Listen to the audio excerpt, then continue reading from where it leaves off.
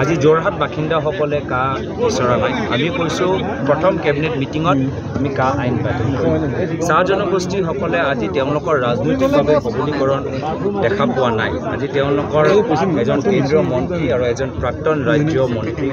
BJP দলে কৰ্তন কৰি দিলে টিকেট কৰ্তন কৰি দিলে তাৰ বিপৰীতে আমি ৰাজনৈতিকভাৱে তেওঁলোকক সবলীকৰণ আমি কৰাটো বিচাৰিছোঁ লগতে আদিবাসী সমাজৰ আজি কাষ্ট চাৰ্টিফিকেট চাহু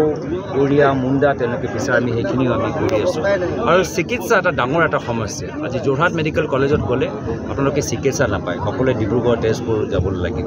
তো এই ধৰণৰ আমি কথাখিনি আজি যোৰহাট লোকসভা সমষ্টি যদিও অন্তৰ্গত এইখিনি সমস্যা আমি পাতি আছোঁ এইখিনি সমস্যাৰ প্ৰভাৱ সমগ্ৰ অসমত আছে আৰু পুনৰবাৰ কৈছোঁ এইবাৰ এই নিৰ্বাচন মোৰ বনাম কোনোবা এজন বিশেষ ব্যক্তি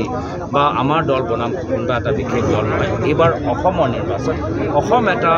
শক্তিশালী কণ্ঠ দিল্লী সদনত বিচাৰে আৰু অসমৰ ৰাইজৰ এবাৰ নিশ্চিত যোৰহাট এবাৰ যুঁজি যোৰহাট এবাৰ জিকিব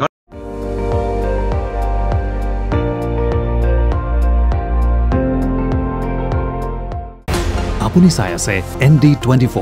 সৰ্বশ্ৰেষ্ঠ নহয় সৰ্বোত্তমৰ দৌৰত